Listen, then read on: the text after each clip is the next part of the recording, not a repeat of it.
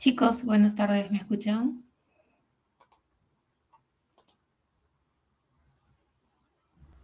Buenas tardes, profesora. ¿Se me escucha? Sí, profesora. Alejandro, creo que estás abriendo tu micrófono, pero yo no te escucho. De repente si me escriben por el chat. Sí se le escucha, profesora. No Sí sé se si le soy escucha, yo, pero profesora. yo no te Buenas escucho. tardes. No sé si el resto lo escucha Alejandro. Profesora, ¿me escucha? Ok, soy yo, pero... A ver, vamos a entrar de nuevo. Ok, esperemos un ratito a ver si entro y salgo.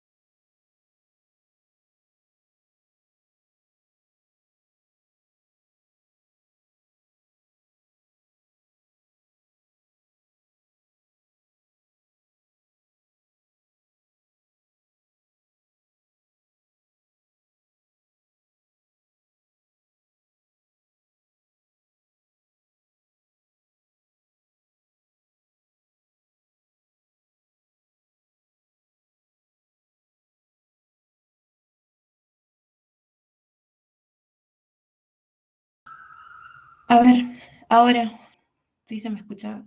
Bueno, sí me escuchaban, creo ustedes. Yo no los escucho a ustedes. No sé si pueden abrir su micrófono para ver si los oigo. Ok, Sí se le escucha, profesora. ya ahora sí te escucho. Ya, entonces, bueno, un minuto más y ya empezamos, si no, con la sesión. En realidad es corto, nos quedaron algunas diapositivas pendientes, pero más que nada para cerrar el tema que va a venir también en la práctica.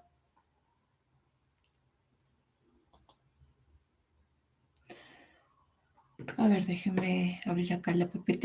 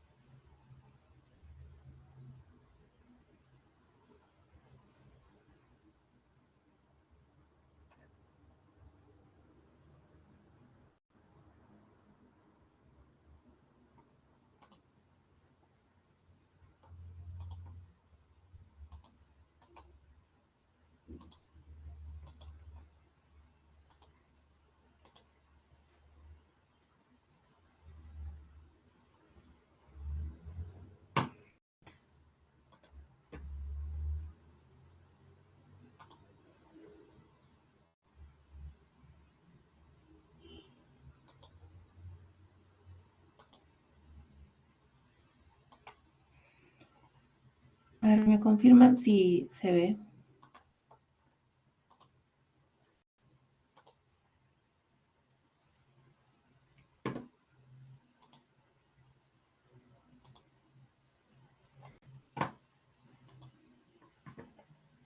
¿Sí se ve mi pantalla? Ya, genial. Entonces ya habíamos terminado la parte de el modelo fluidodinámico, que es uno de los modelos que se utilizan en tránsito. Y el segundo modelo es el modelo de la teoría del seguimiento vehicular, ¿no? Aquí hemos dicho que ya no nos centramos en toda la corriente, sino nos enfocamos en la interacción que hay entre un par de vehículos. ¿no? El vehículo siguiente y el vehículo precedente, ¿no? Entonces, nos interesa saber cómo es que interaccionan este par de autos. Vamos a ver que mediante la evaluación de esta interacción yo voy a poder luego extrapolar estas características a la corriente total del tráfico, ¿no? Vamos a ver que este modelo de la teoría del seguimiento vehicular es lo que sirve para sentar la base de los modelos de microsimulación, ¿no? Microsimulación es una técnica, es una herramienta que se utiliza en el área de transporte para evaluar el tránsito, ¿no? Para eso utilizan softwares. Vamos a ver en la siguiente clase en la siguiente clase después de la práctica, algunos ejemplos de software de microsimulación. No, bueno, la base de esos softwares, ¿no? Lo que está detrás, son justamente parte de esta teoría, ¿no? Teoría del seguimiento vehicular.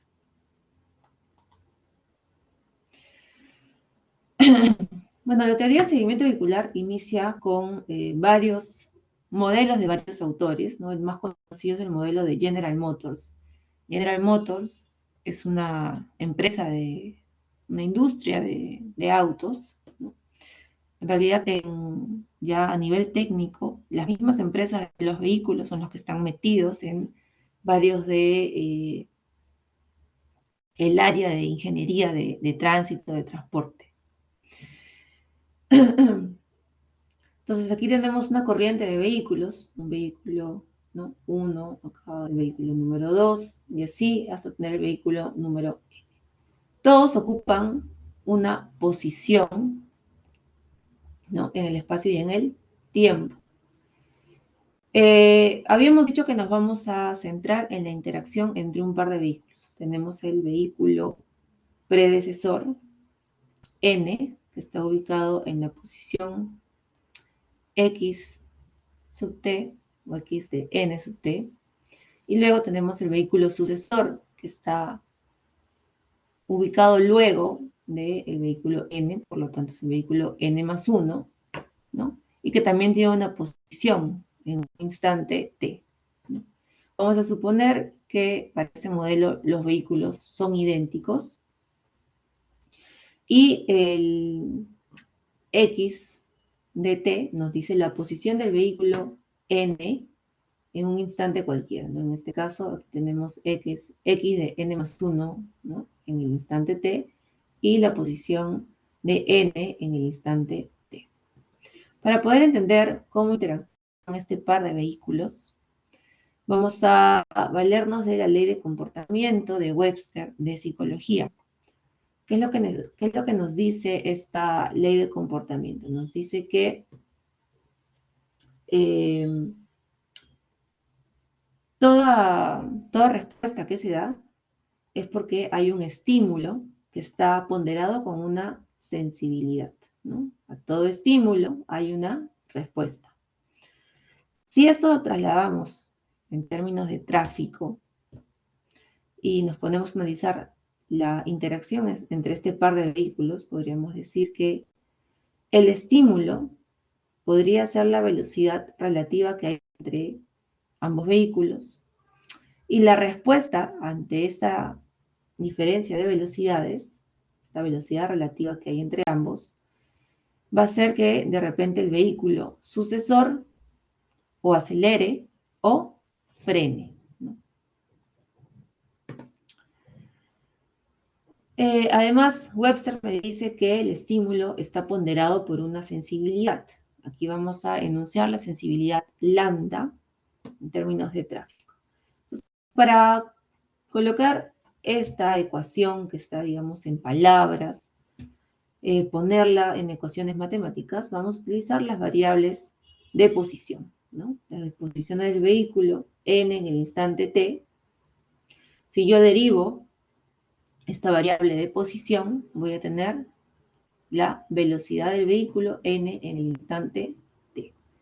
Si yo aplico la segunda derivada, ahora voy a tener la aceleración del vehículo, en el instante t. Entonces, para colocar todo esto en términos matemáticos, voy a utilizar estas variables de posición, velocidad y aceleración en función de x. Y voy a obtener que finalmente el estímulo, hemos dicho que es la velocidad relativa entre n más 1 y n, el vehículo n más 1 y el vehículo n. Entonces, lo pongo en las variables de x de posición, ¿no? La diferencia de velocidades sería, ¿no?, la derivada de la variable posición en el instante t del vehículo n, menos la derivada de la variable x de posición del vehículo n más 1 en el instante t, ¿no? Esta es la diferencia de velocidades, que es el estímulo, que está multiplicado por una sensibilidad que hemos dicho que vamos a utilizar el término lambda para denotar esta sensibilidad. Como respuesta que tenemos que el vehículo puede o acelerar o frenar, ¿no? Entonces, en este caso, tengo aquí la variable de la segunda derivada de la variable de posición del vehículo n más 1 en el instante t. Pero fíjense que acá hay algo en particular, ¿no? Hay un tiempo adicional que se incluye no solamente en el instante t, sino que hay una t mayúscula que le voy a llamar el tiempo de percepción-reacción, ¿no? Entonces, la respuesta del vehículo sucesor va a ser seguramente frenar si es que veo que el vehículo de adelante está bajando la velocidad, ¿no? Por lo tanto, el vehículo sucesor va a tener que frenar.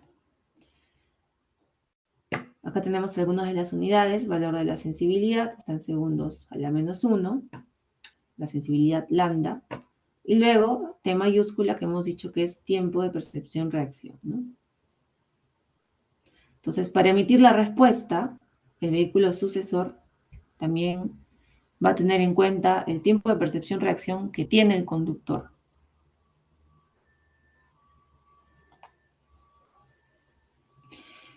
Hay dos variables que hemos mencionado, ¿no? Está el tiempo de percepción-reacción y también está el valor de lambda o la sensibilidad. Empecemos primero con explicando lo que vendría a ser el tiempo de percepción-reacción. El tiempo de percepción-reacción es lo que uno tarda en reaccionar ante un estímulo, en darse cuenta y tomar y generar una respuesta, ¿no? Tomar acción y generar una respuesta. Este tiempo de percepción-reacción es variable y depende del tipo de usuario. A nivel estándar se han hecho estudios, ¿no?, para identificar cuál es el tiempo de percepción-reacción que uno tiene que tener en cuenta para el diseño. Tenemos aquí en este gráfico toda esta información tabulada y graficada. En el eje X tenemos el tiempo de percepción-reacción y en el eje Y tenemos la función probabilidad-densidad, ¿no? ¿Qué porcentaje de la población tiene dicho tiempo de percepción-reacción? Veo que esta distribución de datos tiene una forma normal con una cola hacia la derecha, donde veo que la mayor cantidad de datos está alrededor de 1 segundo. De hecho, si yo leo este gráfico, voy a ver que cerca de más del 80% de la población probablemente tiene un tiempo de percepción-reacción de 1 segundo. ¿Qué porcentaje de la población tendrá, digamos, un tiempo de percepción-reacción de 1.5? Lo leo aquí, ¿no? Alrededor del 50% de personas tiene un tiempo de percepción-reacción de 1.5. Mientras me voy moviendo en esta cola de esta gráfica normal, tengo aquí una un tiempo de percepción-reacción de 2.5 segundos, un tiempo de percepción-reacción de 3 segundos y así más, ¿no? Veo que el porcentaje de población que probablemente tiene este tiempo de percepción-reacción es muy poco, ¿no? Ya es menos, por ejemplo, cerca de el 10% de la población mundial tiene un tiempo de percepción-reacción de 2.5 segundos. 2.5 segundos es un tiempo largo, ¿no? Para reaccionar ante un estímulo, ¿no? ¿Quiénes podrían tener este tipo de tiempo, este tiempo de 2.5? Tal vez una persona que tiene alguna restricción de movilidad, una persona anciana que ya la, la mente ya también se va deteriorando, ¿no? El cerebro también se va deteriorando, entonces le cuesta un poco más eh, reaccionar rápido ante algún impulso o algún estímulo, ¿no? Por otro lado, tengo ese valor de 0.5 segundos. 0.5 segundos, medio segundo, es un tiempo de percepción-reacción muy pequeño, ¿no? Fíjense que hay también muy pocas personas que tienen este tiempo de percepción-reacción, ¿no? Alrededor de un 20% de la población del mundo tiene un tiempo de percepción-reacción muy cortito, ¿no? Esto es casi inmediato, ¿no? ¿Quiénes creen que podrían tener ese tiempo de percepción-reacción de medio segundo?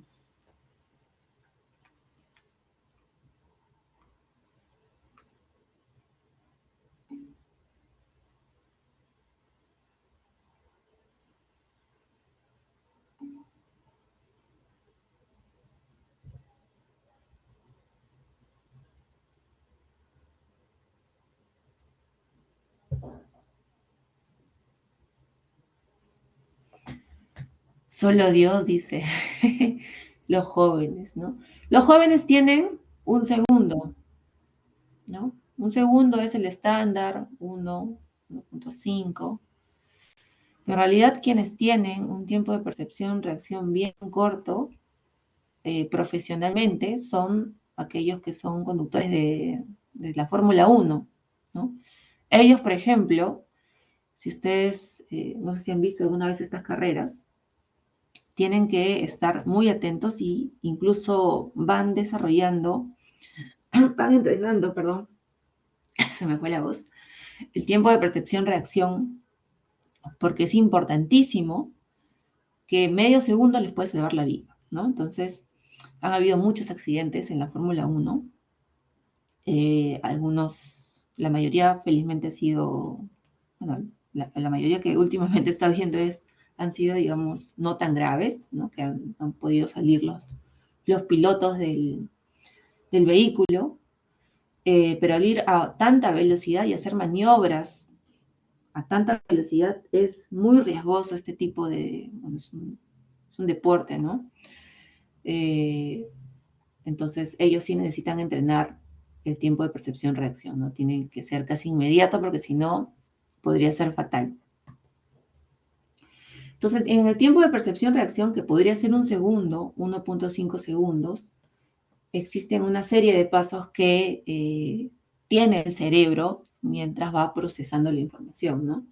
O que forman parte de todo este tiempo, ¿no? Durante un segundo, el conductor percibe el estímulo, interpreta el estímulo, evalúa el estímulo, ejecuta la acción y finalmente hay esta última parte que viene a ser la transmisión mecánica, acción que tiene que ver ahí con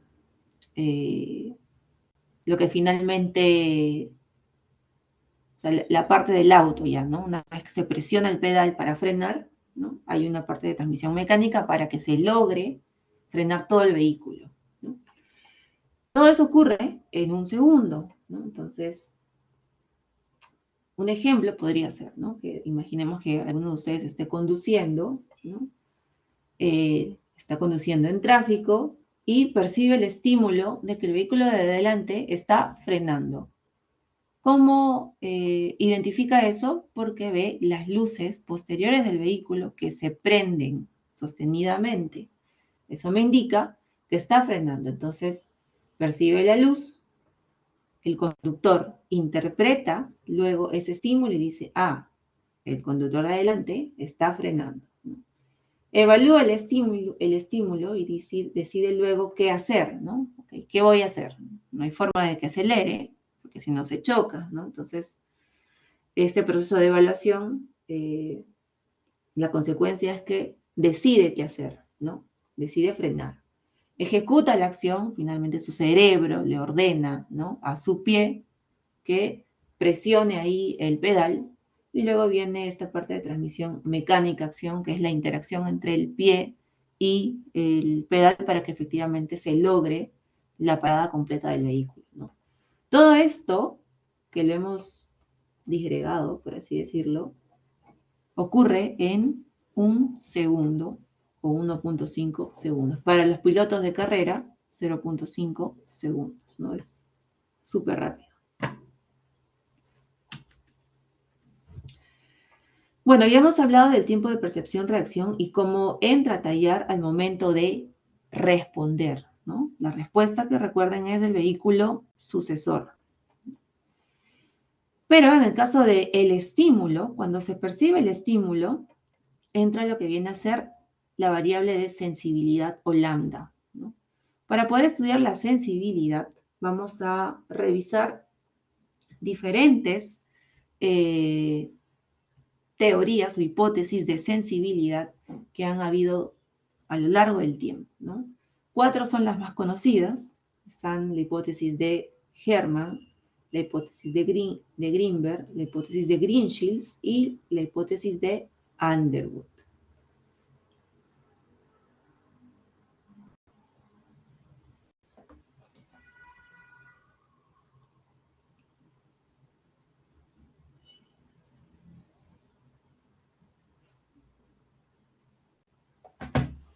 Entonces, vamos a empezar primero con la hipótesis más sencilla. El primero fue Hermann, ¿no?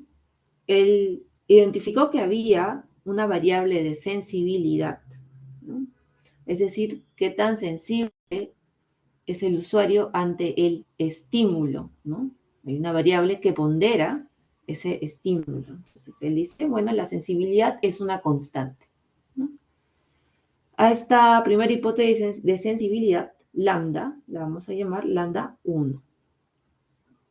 Luego llegó Greenberg, y Greenberg dijo, no, bueno, también entra ahí en la sensibilidad el espaciamiento que hay entre los vehículos, ¿no? Que bueno, sí tiene sentido, ¿no? Recuerden, hay un vehículo detrás de otro, entonces seguramente si el espacio es más amplio o si es más pequeño, entonces es más sensible al estímulo o no, ¿no? Lo mismo luego apareció Greenshields, ¿no? Él dijo, no, bueno, tiene razón Greenberg, pero aquí lo que ocurre es que en realidad se maximiza el valor de S porque la sensibilidad necesita sopesarse con una ampliación del valor de S. ¿Por qué? Porque dice Greenshields que mientras más grande es el espaciamiento que hay entre los dos vehículos, entonces probablemente el conductor no está tan atento, ¿no?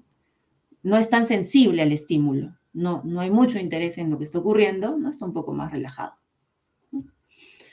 Mientras que si de repente él dice el valor de S es muy pequeño, la sensibilidad, ¿no? Es mucho, mucho mayor, ¿no? Entonces por eso es que él coloca el valor de S elevado al cuadrado, porque dice que se amplifica la sensibilidad, ¿no? Según el valor del espaciamiento. Luego aparece Underwood. Underwood dice, tiene razón Greenshields, ¿no?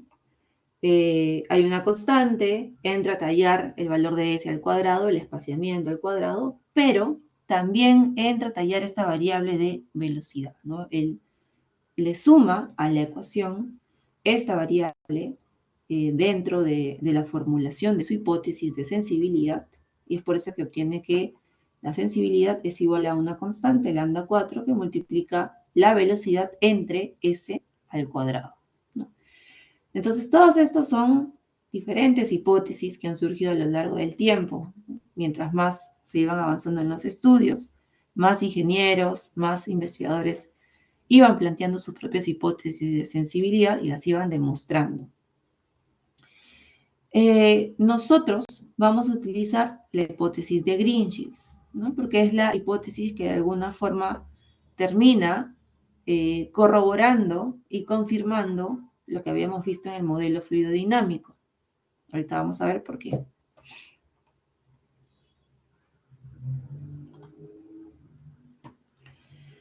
Vamos a analizar la hipótesis de Green-Shields, cómo llega a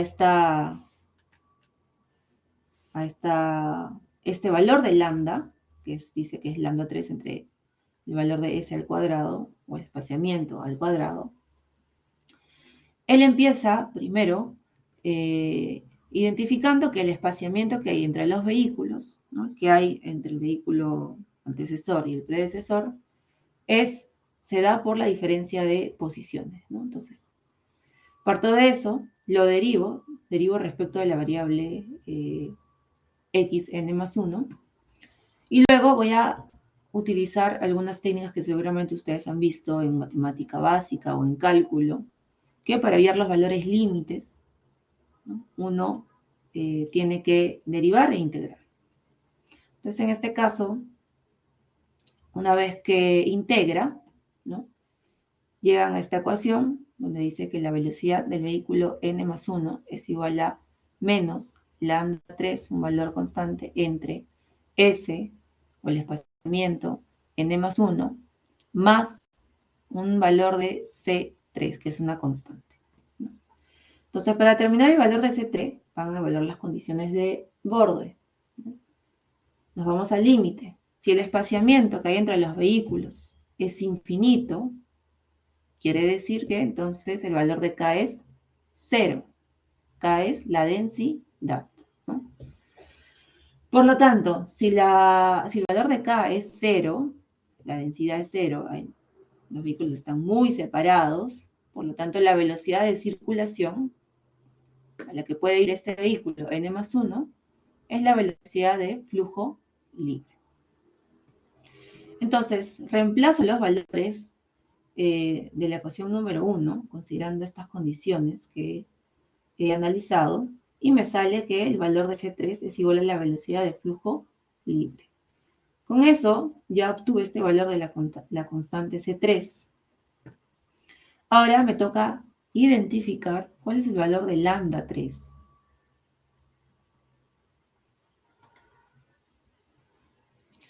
Para eso tengo que recordar que S, o el espaciamiento, es igual a la inversa de la densidad, ¿no? Si esto lo pongo en términos del vehículo siguiente, S de n más 1 es igual a 1 entre K de n más 1.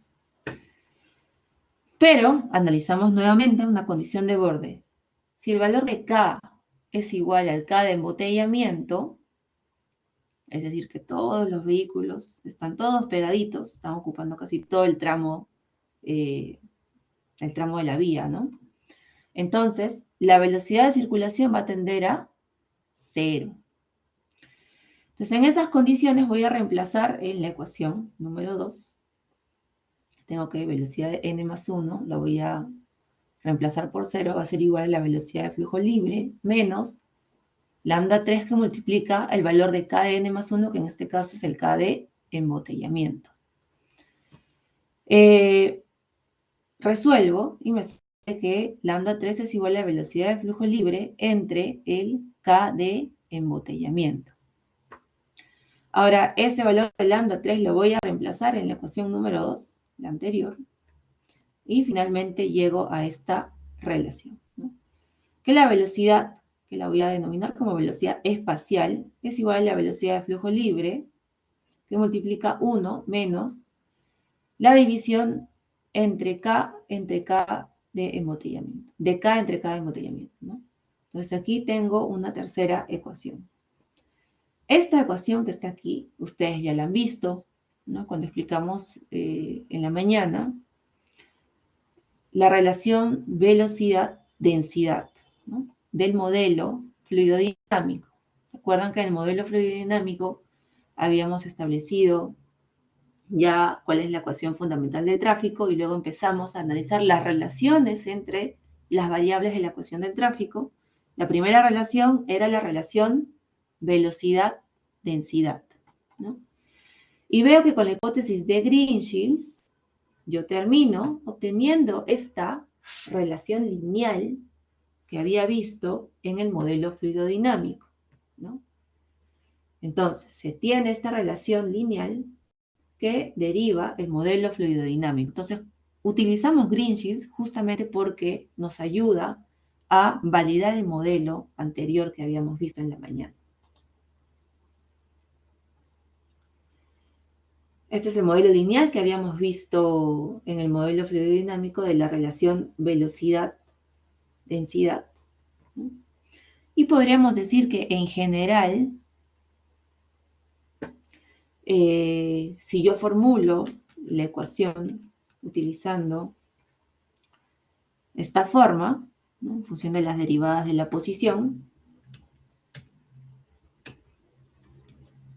y quisiera colocar de repente algunos valores en unas variables estándar que luego las puedo ir cambiando según la hipótesis que elija, voy a tener la ecuación de cada modelo, ¿no? Por ejemplo, para el caso de Hermann habíamos dicho que Hermann decía que la hipótesis de sensibilidad es una constante. Entonces, en este caso, por ejemplo, el valor de m es 0 en esta ecuación, ¿no?, y el valor de L también es 0, ¿no? Nos queda solamente lambda solito, que es la ecuación general que habíamos visto al inicio. Si utilizamos la hipótesis de Greenberg, el modelo cambia, ¿no? Vamos a reemplazar los valores de 0 para M y 1 para L, ¿no? Greenberg, que nos decía que la sensibilidad era un valor de lambda entre o dividido entre el espaciamiento. Entonces, por eso es que acá M0 se va aquí este valor que está en el numerador, me queda solamente lambda. Y acá sí me queda el espaciamiento, que es la diferencia entre las variables de posición de los vehículos n y n más 1, ¿no? Entonces así podría tener para cada uno de los diferentes autores que hemos visto que tienen sus hipótesis de sensibilidad.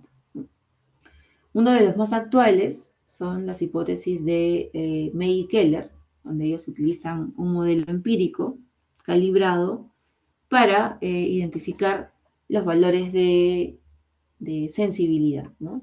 En este caso, el valor de M y L tiene un rango, ya no es un número directamente, va a variar según el tipo de vía, ¿no? En el caso de M, varía entre 0.6 y 0.8, y en el caso de L, entre 2.1 y 2.8.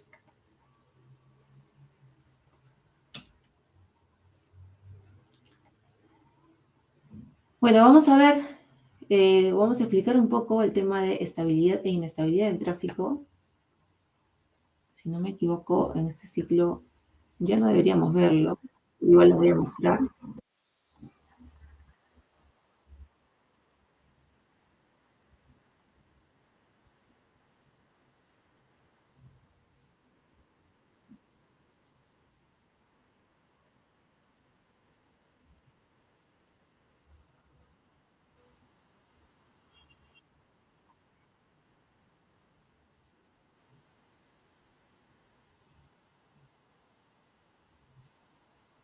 Uh-huh.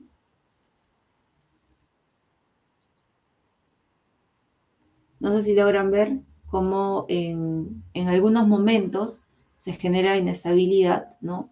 Y si es que no se controla muy bien, podría generar algunas colisiones, ¿no?, algunos choques en algunos puntos, ¿no? Y si observan este efecto, genera como si fuera unas, si lo colocáramos en una gráfica, ¿no?, como un efecto, hace como un efecto cúncuna, que es como si fuera un aleteo de mariposa, donde los vehículos se acercan y luego se separan, ¿no? Y se traslada se va trasladando esta diferencia de espaciamiento que se amplifica y se reduce rápidamente a lo largo de la corriente vehicular. ¿no? Por ejemplo, está por aquí.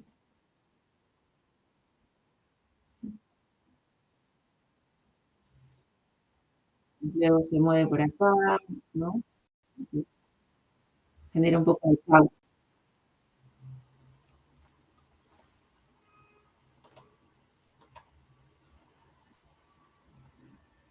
¿no?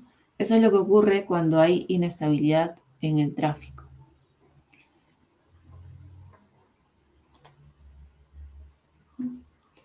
Entonces, hasta ahí solamente era para mostrarles este videito de cómo el tráfico incluso puede ser inestable. A veces, y ese tema no lo vamos a ver, pero les comento, incluso antes de llegar al valor de capacidad. Nosotros hemos hablado de estas curvas de capacidad, ¿no? De cómo el nivel de servicio se va moviendo a lo largo de esta curva. En el punto E se llega a la capacidad. Sin embargo, vamos a ver que en términos prácticos podríamos encontrar que estos problemas, como los que hemos visto en el video de inestabilidad en el tráfico, ocurren incluso antes de que se llegue a la capacidad, a pesar de que la capacidad es el valor máximo, ¿no? Desde antes ya ocurren problemas de inestabilidad del tráfico. ¿Ok? Entonces aquí, por ejemplo, vamos a mostrar aquí, me parece que tienen un ejercicio más. Ok, un ejercicio, te piden, o sea, la siguiente información. Tengo una tabla de velocidades y densidades por carril para una vía de flujo continuo. Me piden graficar la relación velocidad-flujo, hallar la capacidad de la vía y estimar la velocidad y la concentración para el nivel de servicio E.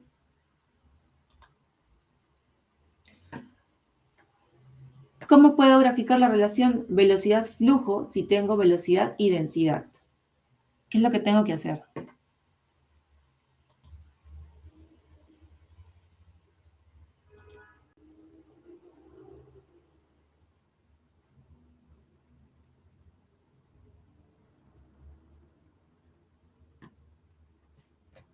¿Alguien?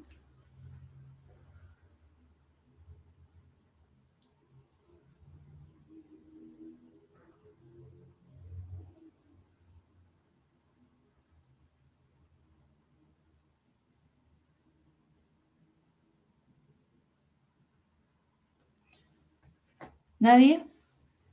Para poder resolver este problema, necesito regresar a lo que habíamos aprendido en la mañana. Habíamos hablado de la ecuación fundamental del tráfico, que he dicho que es súper importante eh, para entender toda esta parte teórica, ¿no? La ecuación fundamental del tráfico me dice que el flujo es igual a la velocidad por la densidad, ¿no?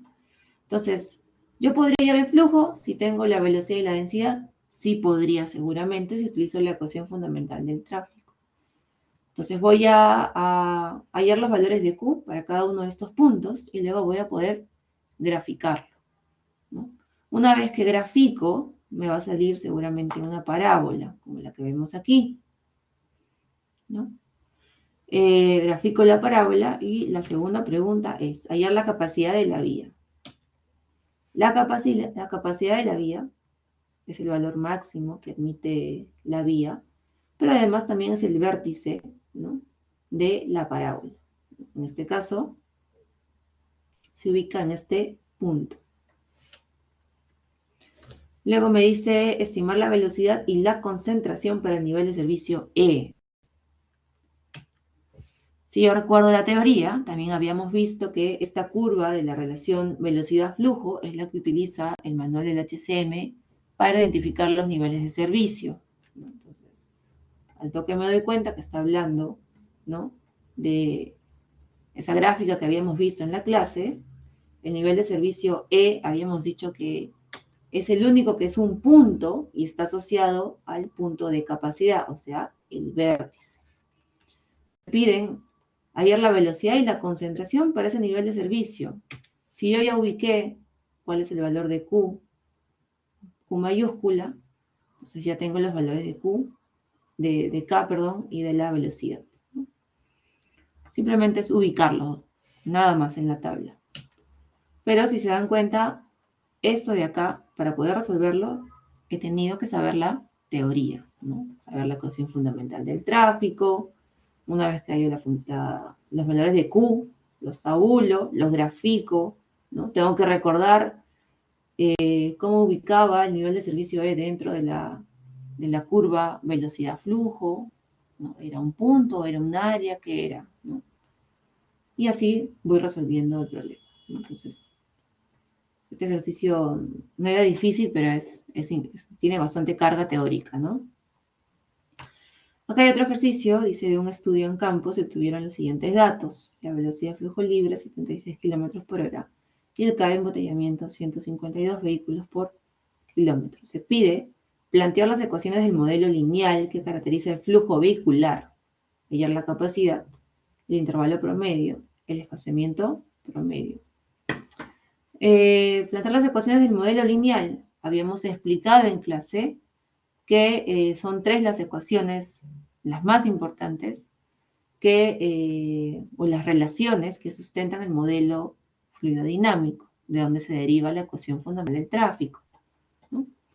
Entonces tenemos la ecuación que relaciona la velocidad con la densidad, la ecuación que relaciona la densidad con el flujo, ¿no? Son 3 relaciones, con el flujo y velocidad.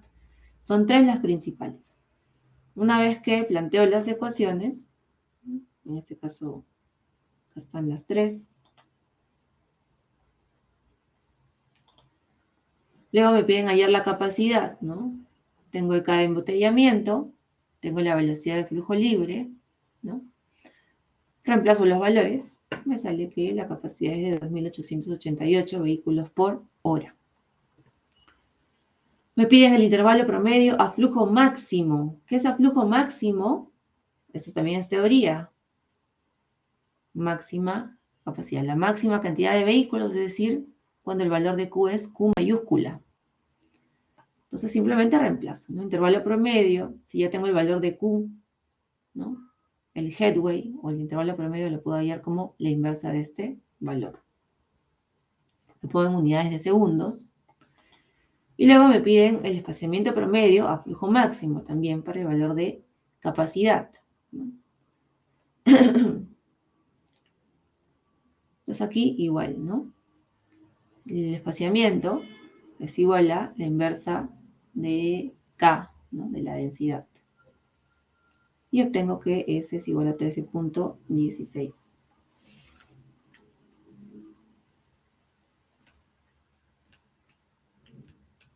¿Sí?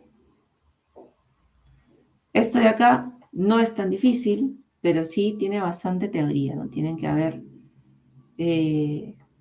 entendido la parte teórica del modelo fluidodinámico y de la teoría del seguimiento vehicular. ¿Hasta aquí alguna pregunta, chicos? Sí, todo eso también va a venir en la PC. Hasta aquí entra.